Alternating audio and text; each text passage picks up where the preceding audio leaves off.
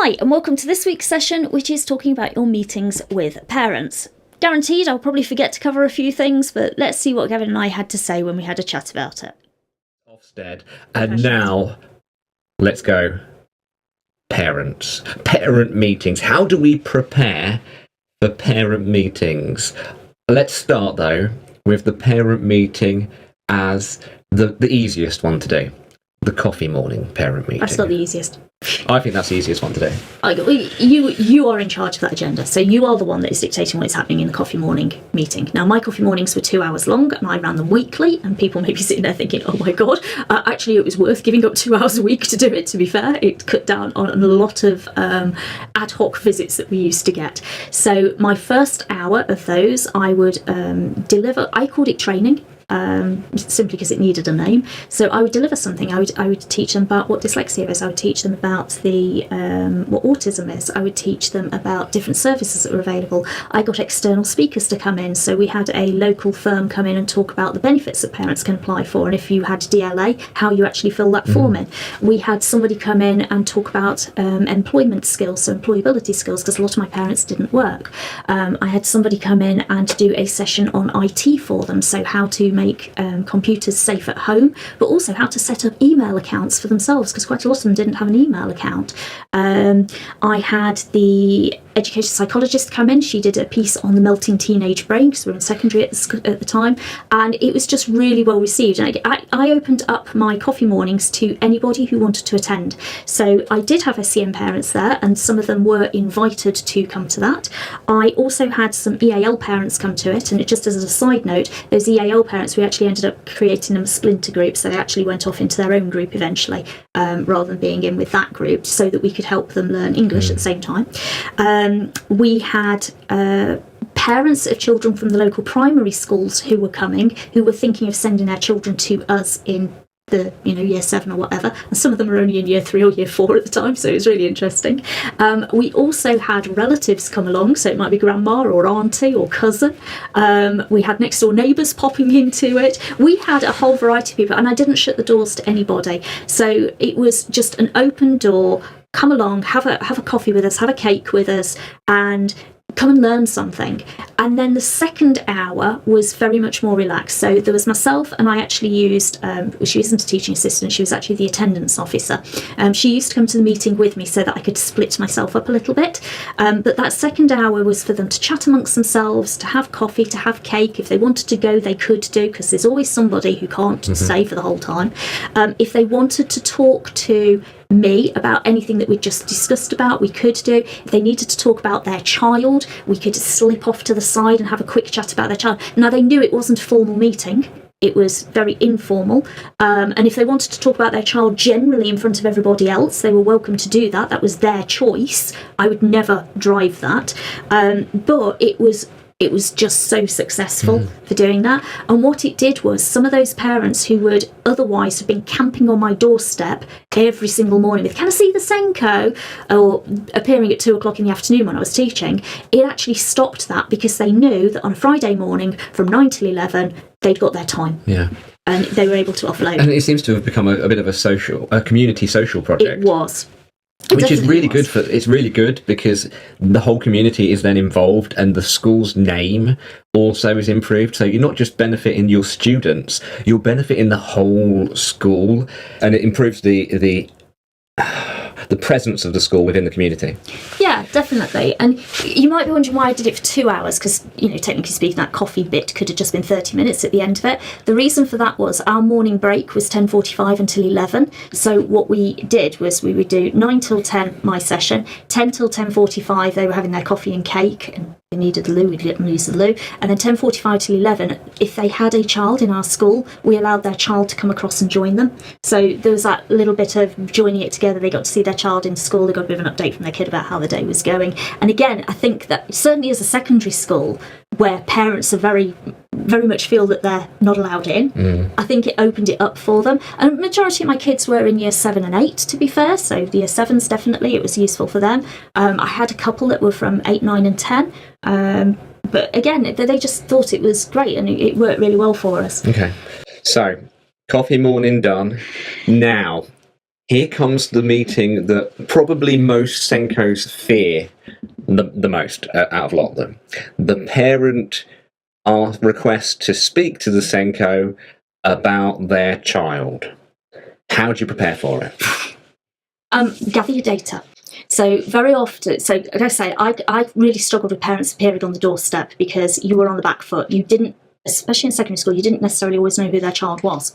You certainly didn't have the data about how they were doing in their English, their maths, whatever it is. So I would always ask my reception team to book them an appointment to come and see me, and that would be at my convenience, I'm afraid, because you're demanding to see me. So that is one way of kind of dealing with that. So once the parents requested a meeting, give yourself 24 hours, 48 hours before you're actually meeting with them and gather your data. So go and see their teachers. Or send out an email, send out a Robin and say, I've got a meeting with this family on this day. You want to know academic data because that's generally what parents are coming for, unless you've got a gist of what they're coming for. Sometimes it's about bullying, in which case it could be the pastoral lead or their year lead or somebody else that needs to deal with it, or the head of year. You want to know that information though. Sometimes it was, for me, it was either they'd got a detention or they'd not done their homework. So it was a case of actually explaining, and first time a parent asks to see me, I will generally see them fairly quickly. If it's like the fifth time they've asked to see me, they can have that delay, and like I say, no, I'll see them at some point. Sorry, I'm just going to interrupt you for 2 seconds, just to say that we did talk about, parent meetings and how to book parent meetings in our booking session. So using Microsoft Bookings, and using Motion Piece, and you can set it so it doesn't do it within first 48 hours. You can actually delay that there, and you can then send out these invites and things like that. And we'll put the link above Abigail's head again. So sorry, Abigail, interrupted. Let's go. That's all right. So gathering all of that data, getting it all in place, means that you can have a more informed discussion. Like I say, most of my complaints were usually about homework and detention, and if it's the first time parents contacted the school and asked to see me, I'm usually going to prioritise them over somebody who's asking for the fifth time, to be fair.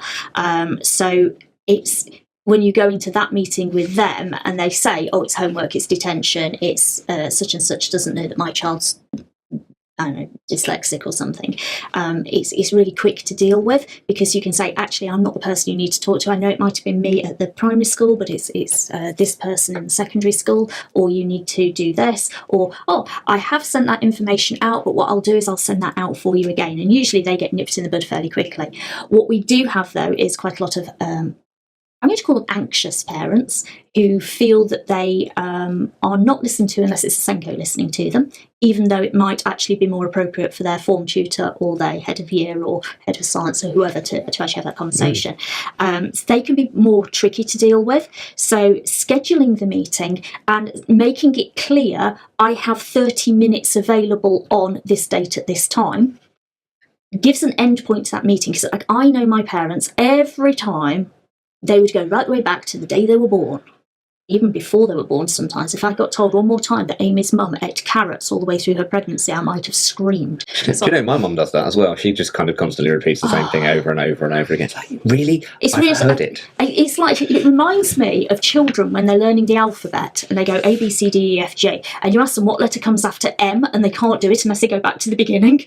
Oh, God. Yeah, okay. Yeah. So, the rest of us would have gone L, M, N and realised what it was, but children go all the way back to A and start it again. It reminds me of that when I'm working with some families, in that they have to go back right to the very beginning of everything every time they have the conversation, because they can't then do the next step without it. So part of your preparation should be, here's the notes of what we've previously done, and we are going to start from this point. I understand all your background information.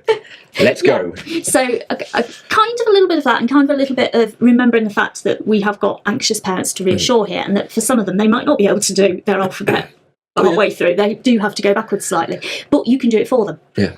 However, I have tried that with one parent who went, oh, no, you've got those two things in the wrong order. Let me just correct you. She goes back to the beginning again. Anyway, but making it clear that, perhaps there's 5 minutes at the beginning of the meeting to recap history and previous actions. So call it something like recap previous actions, and it's 5 minutes. Okay, let's move it on now. What's the current issue? Give them a chance to discuss current issue. 5 minutes for them, 5 minutes for you. Whatever works for you. You don't have to put times on it, but it can be useful. And then looking at, okay, we're going to have 10 minutes at the end of it. Make sure you have got 10 minutes at the end of it. We're going to plan the next steps forward, and I'm going to tell you either by email, or I'm going to meet you at the school gate, or whatever else. This is how I'm going to feed it back to you. This is how and when I'm going to feed it back to you. Because the other one is, you come out of those meetings, let's say you've had one till 11 o'clock in the morning, and at 3:30 they're at the door with, have you done all of that yet? And you're thinking, no. So, make it really clear, an expectation of, yes, we've had this conversation now. I'm now going to go and teach for the rest of the day. Yep. So I will get onto this, or I can't do it tomorrow because I'm teaching all day tomorrow. I'll get onto it on Thursday morning, and I will let you know on Friday afternoon at 3:30. I'll see you on the gate, and I'll let you know what the outcome is. And then book it into your calendar to do that. So don't forget. But also, if you can, so it depends how literate your parents are. So you have to remember, I worked in an area where most of my parents were not literate. They were not in employment, all the rest of it. So for me, doing this would have been quite difficult, but putting it in writing. So perhaps sending it in an email or perhaps dropping it on a letter can be really useful, and then popping it in the child's file, because again, it's that trail that we're trying to do. And again, parents will do exactly the same as those members of staff who like to throw you under the bus with, well, I spoke to Abigail 3 weeks ago and she hasn't done this. And you're thinking, I wasn't even here 3 weeks ago, but okay. I just wonder, if you're brave enough as a SENCO, why don't you just do a recorded of yourself talking to the parent via your Teams, send that to the parent, because the parent is going to see that and they will interact more with you talking to them if they're illiterate or not literate, rather than you sending them the email. And there's programs that can do that for you. Yeah, there's plenty of programs. You could do yourself a quick record, do a quick screen recording of yourself talking, giving them that bit of feedback. I know people like to pick up, I don't like using the phone, but lots of people like to pick up the phone, have a quick conversation with somebody, but unfortunately a phone recording is not recorded, so there is no record of it. And you could write down in your diary, phone such and such a parent at this time. Doesn't mean that they picked up, doesn't mean you spoke to the right person, doesn't mean that they actually understood what you've said. So just having it in writing sometimes can be really useful. Yeah, I know it gives people more work, but in the long term, I actually think it cuts down on work. I think so. And just another one that I just want to kind of raise. Some parents will like the sound of their own voice. Do not worry about being the interrupting cow. See, I do. I can't interrupt anybody when they're talking. I've got Abigail beside me, and she's my wife and everything else, so I won't interrupt her unless I really, really have to, because she'll give me the evil teacher glare. But you can interrupt people if you think they're going off at a tangent. So do that. Interrupt. Look, nicely.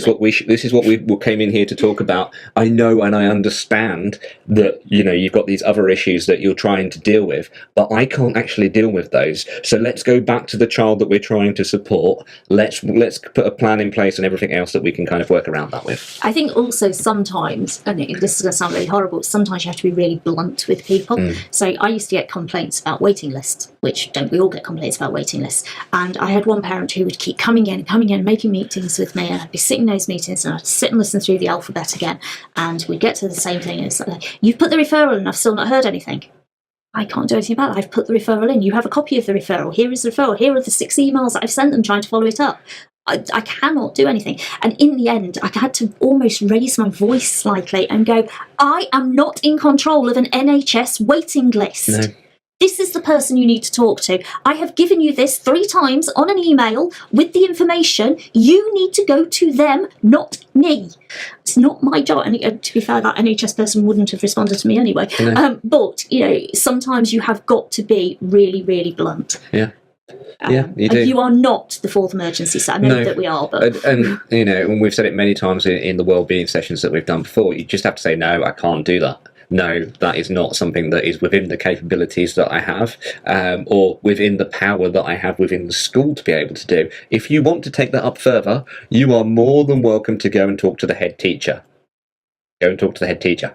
Yeah. All parents go and knock on the door of the head teacher. Yeah, but they do. This is the problem, though. They will go and knock on the door of the head teacher. And then the head teacher comes down and sees the SENCO. Comes down to see you and tells you have to prioritise that child over all your other workload. And it's like, I can't. You do realise that chald isn't even on my SEN register. In that case, you need a more supportive head teacher at that point there that actually understands your workload and what you're trying to do and the reasons why you've already sent that parent to go and speak to the head teacher, because you wanted that backup and for them to go, yes, she is a very busy, or she or he is a very, very busy person and can't actually do anything like that. One of the things I used to do to support myself in those kind of meetings, though, so if I knew it was going to be a trickier parent, I would take somebody else with me. So the attendance officer, like I say, she was amazing. She would come to me, she would scribble some notes down for me so I could talk to the person rather than scribbling notes while I'm talking. We also had a behaviour lead, so occasionally I would take him in with me because he was quite large and scary, and he was good if I'd got some aggressive parents. I'm not saying parents are aggressive, but their behaviour came across as aggressive, and like you feel a bit intimidated. Yeah, some parents can be aggressive. But they can be, yeah. You've been in a meeting where, or before the meeting, where somebody went to slash your tyres, if I remember rightly. Oh gosh! So I've had my tyres slashed. I've had my car wrecked. I've been somebody dived across the table to punch me in the face. When we say aggressive parents, they are out there. Not all parents are aggressive, but we have experienced it as a SENCO. But we do understand. We do understand why they're anxious, why they're frustrated, why they come across as aggressive. But that doesn't mean that you should feel intimidated. No. And taking the guy into the meeting with me occasionally, when it was very often a male parent who again doesn't read, but they do go to the gym, so slightly beefy, probably lifts weights heavier than me, then it can be quite intimidating. So take somebody with you. Yeah. He wasn't very good at writing notes, unfortunately. So I was just writing my own notes. But can we talk about annual reviews? Because I think that's actually a more important reviews. Okay, annual review meetings. How do you plan for an annual review meeting? So annual reviews, these are statutory for your students within the HCP. You know that. So you have got to send out the invitations. You have got to get the data. You've got to get the information beforehand. We have a lot of people ask, how do I run an EHC meeting? And it really does depend on what the purpose of that EHC meeting is for. If you're looking for a change of placement, if you're looking to make massive changes to that EHC, then you actually need to go through pretty much all of the sections and talk about all of them. If it is just a general annual review where there's not going to be any major changes to it, then you're probably just concentrating on section B and section F. Yes, okay, we've got the health and the other bits, but let's face it, they never turn up to the meetings, so they're not going to get updated anyway. So those meetings can be shorter and they can be a little bit more focused. However, before you can do any of it, you have got to gather all of your information. So that involves going out to your teaching staff. Now, I would suggest to you go out to your teaching staff at least 6 weeks before, which sounds like a very long time, but I can assure you'll still be chasing somebody 6 minutes before the meeting. So go out to them 6 weeks before, tell them that this meeting is coming up, tell them you want their most recent data drop. Somebody will say to you, oh, we're actually doing an assessment next week. That's fine. But somebody else will say, oh, we're not doing an assessment for another 8 weeks. You go, okay, then I'll have the data from your last assessment. But you can't do that if you're doing it 10 minutes before the meeting or 2 days before the meeting. So give them that 6 weeks notice and ask for it to be in 4 weeks before the meeting. So you're giving them a 2-week window to get it in. Okay. You also at that time are probably going to be sending out your invitations if you haven't already planned your date in advance. Now, personally, I would plan a year in advance. So as soon as I've done an annual review, I'd put something in the calendar for the following year, or at least the week it's going to happen. So I didn't always know my timetable, so I wouldn't necessarily have been able to say we'll do it on a Wednesday, but I would have been able to go, we'll do it in this week. Okay? And once again, you can use your motion, which we showed you, to reschedule that. Yeah, reschedule. Yeah, it's going to reschedule bits. And you can use polls on the booking system to find out what the best date is for everybody if you want to do that as well. But kind of putting it in everybody's mind, at the back of their mind, means that they're going to be thinking, oh yeah, in that week there I need to do that, so I better make sure I leave some space for it. Especially professionals, if you need professionals to attend, especially if it's a phase transfer review, anything like that. Especially if you have parents that like to go on holiday as well. Make sure they don't book it during that week. So that you're going to be sending that out 6 weeks before. 4 weeks before, we're going to gather that data in from the teachers. If we haven't got everything we need, then we're going to go and chase them for it. By that 4-week point as well, we're also hoping to get professional reports. So if you do need any updated information from your EP, from your speech and language therapist, all the rest of it, remember they've got a book to come in and do reassessments. Or they may need to pull some data from somewhere, or if you're asking for medical advice, the paediatricians never write their own letters, somebody else does it for them. So they're going to have to dictate it into something, get somebody to type it, send it out to you. There's a massive gap between that, usually about 6 weeks to be fair. So make sure you're asking for everything in advance. 4 weeks before, you can start prompting people for things you've not received. 2 weeks before that meeting, you should be sending out a pack of information, all of that updated information to everybody, so that when they come to the meeting, there are no surprises. They already know that that intervention didn't work and that one was amazing. They already know that we're thinking of taking that target out and putting this target in instead. Everybody should know before they walk into that meeting, which means when you have your meeting, you can put out in your agenda exactly what you are doing because you know exactly what you are doing. You can ask for any updates to section A, I believe it is, which is the core information about the child. You can ask for any information for section B, which is the intended outcomes for that child. You can ask for any updates for section F, but you've actually already told them what the updates are going to be in section B and section F, so it should just be a conversation around it to confirm that everybody is happy about it and to sign it off. If you do that, and yes, it does require a bit of pre-planning, which, let's face it, when we're firefighting, we might not always have the time for. But if you do that, you will have quite succinct, clear, time-bound meetings. They're not going to drag on for half a day. They're not going to be onerous. And in terms of writing them up, you've actually done it 2 weeks before the meeting. It is only a case of summarising it onto whatever document it is your local authority asks for. Don't get me going on that because it's not legal, so I'm just going to go with whatever your local authority asks for, go with it. You're summarising it on that and sending it back to them within 14 working days. I believe it's 14 working days or 2 weeks. So it shouldn't be a problem. Remember, if there are any changes, your local authority has 4 weeks to action those. So chase them after those 4 weeks. So from the beginning of this to the end of that is actually 10 weeks, which is a term. So you may be working with that same child's paperwork, whatever you want to call it, for a term to make sure things are in place. So how does that differ from an emergency review, though? So an emergency review, you're going to put in place if there is an emergency. So you can't just use it as an alternative to an annual review. So you're putting it in place if the child's at risk of permanent exclusion and you perhaps need to change the provision in section F to an AP, so we need to put them somewhere else. You're going to put it in place if their needs are very different to the needs are stated on the EHCP, or that the provisions that are within there are not provisions that you can put in place, or you're not receiving enough funding to be able to deliver those provisions, or something else disastrous has happened.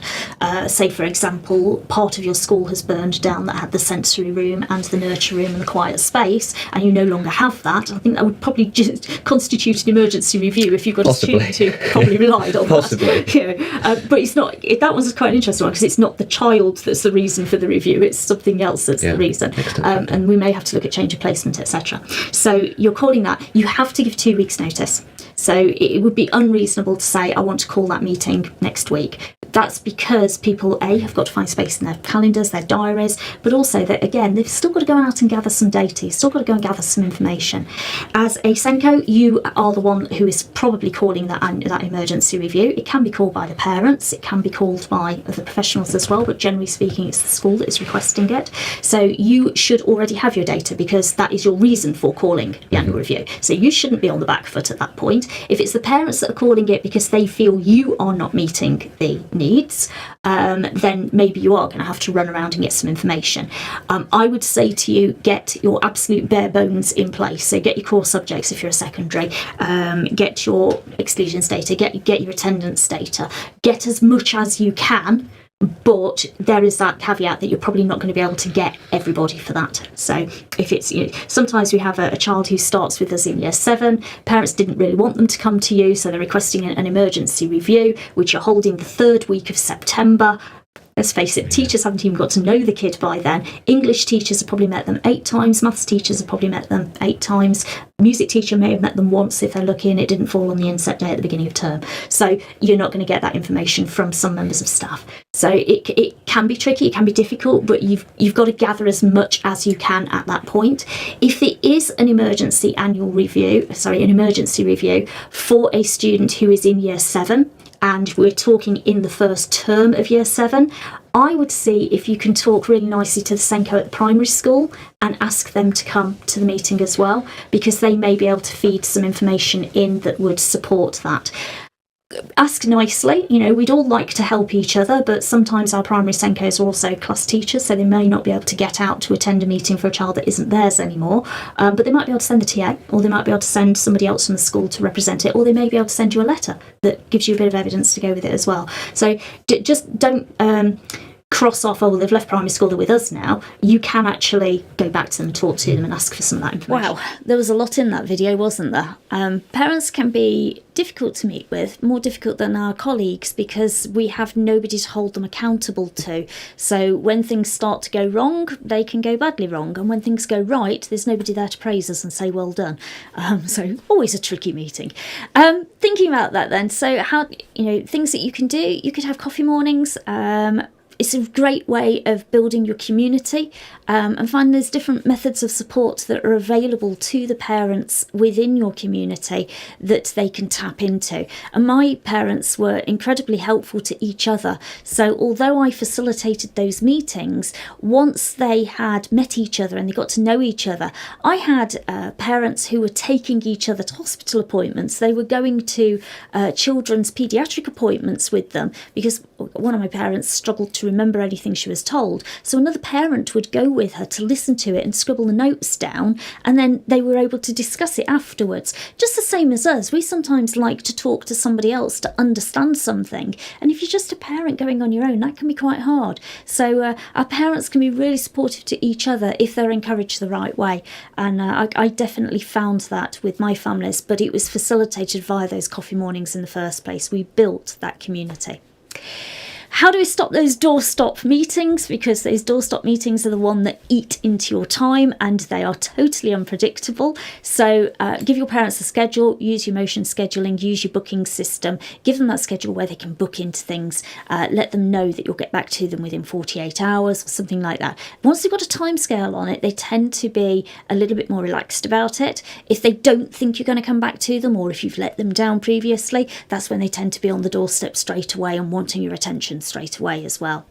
When you have those meetings, try again to have some structure within those meetings, have some routine within it. So planning that out to start with, a bit of an agenda, sharing that with everybody right at the beginning of a meeting, or better still, before the meeting would be absolutely great. And take feedback from everybody. So what's happening? What's going on here? Can we share that before the meeting so that we're not repeating things over and over again? You all know which parent I mean, the one that comes in and tells you the story of when they gave birth, even though the child is now 15, and you're thinking, please, I don't need to hear this for the 16th time this year. So, having that information already. What do we already have on a piece of paper? We don't need to discuss that. What are our next steps? Think about your timings. So when you put that in there, so you have 5 minutes at the beginning for them to offload whatever it is that's on their mind at the moment. You have another 5 minutes where they can give you that background stuff, but then we get into the real meat of the meeting and pop those in and try and make sure that everybody sticks to those as well. That can be really, really useful. If you're using a Teams meeting, of course, you can record that and then you can transcribe the meeting afterwards, which can help you with your note taking as well. Because if you're anything like me, I can't listen to somebody and scribble down the notes at the same time. I want to pay attention to that person as opposed to the notes that I'm scribbling on the piece of paper. If somebody is overrunning, and generally speaking it's professionals rather than parents, if somebody is overrunning and going off at a tangent, don't be afraid to interrupt them. Don't be afraid to say, hey, actually we've heard this before, we've got it already documented, we're going to move on now because we need to look at the future, not at the past. And that's a really hard one to say sometimes, because we know that people need to get things off their chest, they need to get it out there. But like I say, if you've heard it 5 times already, we don't need to hear it again today. We want to move things forward, not keep repeating the same things. And make sure you've got your backup from SLT. So if you have got a parent who is causing you issues, or even another professional, I know that I've had SLT come into some meetings with me where it's the professionals who've been a little bit too challenging. So get your SLT in there, get somebody else into those meetings with you. When it comes to your annual reviews, remember that you need to gather that information. So I suggest gathering that information 6 weeks beforehand. Plan them well in advance so everybody knows around about when they are going to appear. In EHC, it's a year in advance, but let people know which week it's going to be, or which 2-week window or something, so that people don't go and plan a holiday and decide that they're going to go away, whether that's a professional or a parent. We all know what happens. Request your professional reports at least 4 weeks beforehand, and make sure you're sending them out at least 2 weeks beforehand. And then with an emergency review or an interim review, whatever you want to call it, really consider why you are having that review, because I hear a lot of people say, well, let's call an emergency review. Very often actually it's not. It's what I would call an IEP review, so you should still have 3 IEPs, whatever you want to call them, for a student with an EHC. Actually, they're just reviewing their progress on that. They're not looking for a change of placement or a massive change to the provisions that are actually within there. So make sure you're really, really clear why you are having an emergency annual review, because it's no longer annual.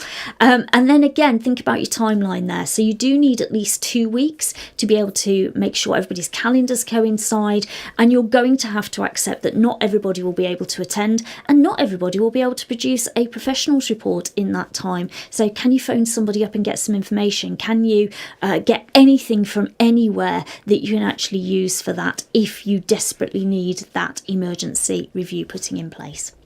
Okay, so that was our video on meetings with parents. Hopefully you found some useful tidbits in there, and we shall move on to our next video next week. Take care.